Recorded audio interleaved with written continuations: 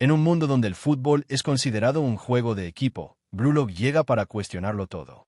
Este anime, basado en el manga de Muneyuki Kaneshiro e ilustrado por Yusuke Nomura, no solo propone una narrativa intensa y electrizante sobre el deporte, sino que también construye un retrato existencial sobre el ego, la identidad y la ambición individual.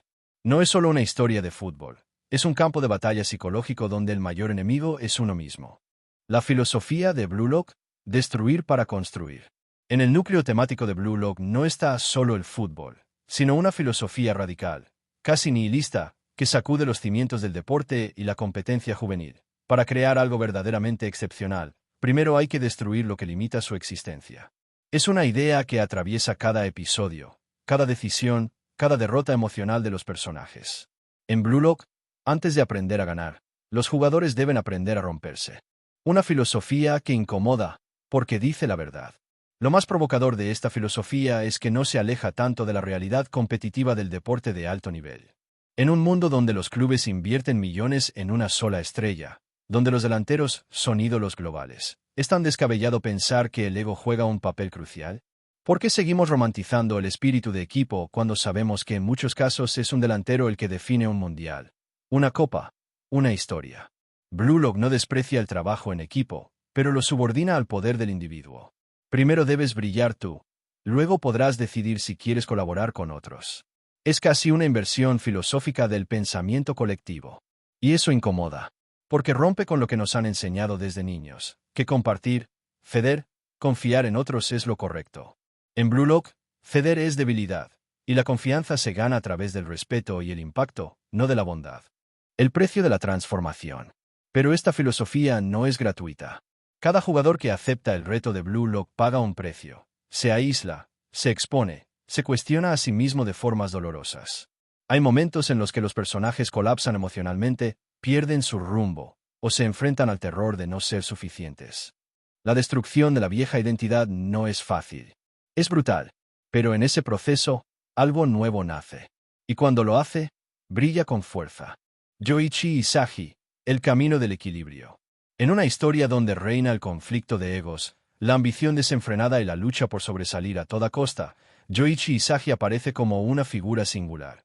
No es el más fuerte, ni el más rápido, ni el más técnico. Tampoco es el más egoísta, al menos al principio. Sin embargo, es el protagonista de un proceso de transformación profunda, en el que se dibuja un mensaje esencial de la serie. Ser el mejor no significa anular al otro, sino integrar lo mejor de ti con lo que el otro te obliga a descubrir. Isagi representa el camino del equilibrio, pero no del equilibrio como neutralidad o moderación, sino como el punto exacto entre la cooperación y la ambición, entre la intuición colectiva y el instinto personal. El yo que duda, el punto de partida. Cuando Isagi entra a Blue Lock, lo hace arrastrando un enorme peso emocional. Acaba de perder un partido crucial por haber tomado una decisión correcta: pasar el balón en lugar de asumir la responsabilidad de disparar al arco. Este hecho aparentemente simple encapsula el conflicto central del personaje, la duda entre hacer lo que se espera o hacer lo que realmente desea. Isagi es, en el fondo, un joven que se ha reprimido. Ha priorizado el juego en equipo, ha seguido las reglas, ha confiado en la estrategia, pero al final, se ha quedado con las manos vacías. Este fracaso no lo destruye, pero lo quiebra. Y ese quiebre es el inicio de su evolución. A diferencia de otros personajes que ya llegan a Blue Lock con una fuerte identidad futbolística, como Barou, Nagio, Chihiri, Isagi entra sin una arma clara, sin saber exactamente qué lo hace especial. Pero eso, lejos de ser una debilidad, se convierte en su mayor fortaleza. Está dispuesto a cambiar, a adaptarse, a aprender. Su vacío se convierte en posibilidad. El despertar del ego, matar al viejo Yoichi. Uno de los momentos clave de la serie ocurre cuando Isagi, enfrentado a rivales con habilidades superiores, comienza a notar algo dentro de sí. Una visión aguda del campo, una capacidad para leer las jugadas antes de que ocurran, lo que luego se define como su olfato goleador o Spatial Awareness. Pero lo importante no es solo que descubra esa habilidad. Lo fundamental es que empieza a confiar en su instinto, y con ello, a permitir que su ego emerja. Ya no quiere ser solo útil, quiere ser decisivo. Ya no teme ser juzgado por ser individualista, teme más no aprovechar su momento. Este proceso lo lleva a tomar decisiones más arriesgadas, a desafiar incluso a sus compañeros, a robar balones, a disparar cuando nadie lo espera. Isagi empieza a matar simbólicamente al viejo Yoichi, ese que dudaba, que cedía, que esperaba que alguien más hiciera el trabajo. Y lo hace sin perder del todo su esencia. Equilibrar el ego y la visión colectiva. Lo que distingue a Isagi de otros jugadores con egos desbordados es que su poder no nace de la imposición, sino de la observación y la fusión. Él es capaz de leer a sus rivales, absorber sus estilos, adaptarse y usar el ego de los demás como combustible para su crecimiento personal. Este rasgo lo convierte en el jugador más peligroso del campo, no porque tenga la mayor técnica, sino porque es capaz de evolucionar en medio del caos. Mientras Barou se obsesiona con ser el rey y Bachira juega desde la intuición pura, Isagi construye una forma de egoísmo que se alimenta del entorno sin depender de él. Su estilo, que podría parecer pasivo al principio, se convierte en una fuerza invisible que conecta con todos los elementos del juego: espacio, tiempo, intención, psicología del rival. Él no impone el juego, lo orquesta. No domina, dirige. Y esa forma de liderazgo, casi silenciosa pero profundamente efectiva, redefine lo que significa ser el protagonista. En Blue Lock, los rivales no son simples obstáculos a vencer. No son enemigos planos ni antagonistas funcionales. Cada uno representa una visión alternativa del yo, una posibilidad extrema de lo que Isagi y cualquier jugador podría convertirse si decidiera abrazar cierto tipo de poder, filosofía o modo de existencia. Son espejos deformados, versiones distorsionadas pero reveladoras de lo que significa ser egoísta, ser talentoso, ser líder, ser libre o ser esclavo del propio deseo. Y es a través de estos encuentros más que en los entrenamientos o en los partidos donde Blue Lock forja el verdadero crecimiento de sus personajes. Soei Barou, el ego en su forma más cruda. Barou es el símbolo del egoísmo total, del deseo de dominar por encima de cualquier estructura colectiva. No juega al fútbol, impone su voluntad. No se adapta, exige que todo gire a su alrededor. Para él, pasar el balón es un acto de traición a sí mismo. Es la encarnación del rey, no por estrategia, sino por necesidad existencial. Isagi se enfrenta a Barou y no solo lo vence físicamente, lo desmantela simbólicamente. Le muestra que incluso el egoísmo necesita dirección, que el deseo sin control es solo una máscara de inseguridad. Pero también aprende de él la importancia de querer ser el protagonista, de no ceder ni diluirse. Barou le recuerda que, a veces, la rabia también es una brújula. Meguru Bachira, el niño salvaje en busca de conexión. Bachira representa el instinto puro, el juego como arte, la creatividad sin límites. Su estilo de juego es libre, impredecible, casi caótico. Juega como si estuviera danzando con un ser imaginario, su monstruo. Esa voz interior que le ha hecho compañía desde que fue rechazado por los demás. Para Isagi, Bachira es tanto un aliado como un espejo de una parte de sí que ha reprimido: la intuición, la libertad, el deseo de divertirse mientras compite.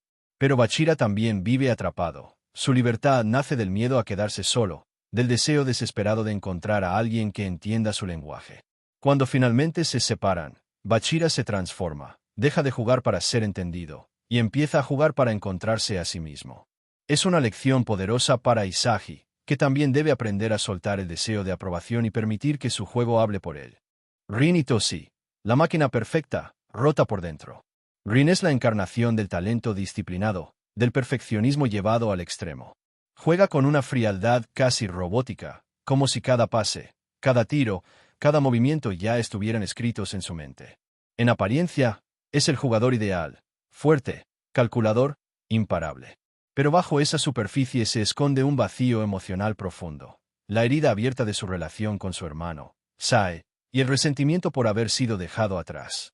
Rin es un espejo del yo que ha elegido ser el mejor para no volver a ser herido, el yo que se ha cerrado al mundo para evitar la traición, la decepción, el abandono. Para Isagi, enfrentarse a Rin es como enfrentarse a la versión más eficiente y más solitaria de sí mismo. El partido entre ambos no es solo una batalla táctica, sino un diálogo silencioso entre dos formas de ver el fútbol y la vida. Se trata de controlarlo todo, o de confiar en el caos. Se trata de dominar al rival, o de superarse a uno mismo. Rin termina siendo derrotado por un Isagi más humano, más intuitivo, más libre. Pero también le deja un legado: la importancia de tomar el control de tu destino, aunque eso implique romperte en el proceso. Seishiro Nagi, el talento dormido que elige despertar. Nagi es, probablemente, el personaje más intrigante del elenco. Un joven con una habilidad natural casi absurda, capaz de resolver jugadas imposibles con una elegancia mecánica. Pero esa genialidad convive con una profunda apatía. Nagi, al principio, no quiere esforzarse, no quiere competir. Juega porque lo invitaron, porque no tenía nada mejor que hacer. Sin embargo, en Blue Lock, incluso el talento puro necesita encontrar una razón para luchar. Nagi se enfrenta a Isagi y comienza a ver algo que nunca había sentido antes: frustración, deseo de victoria, hambre real. Y ahí comienza su despertar. No como un monstruo, sino como alguien que elige convertirse en jugador, no solo porque puede, sino porque quiere.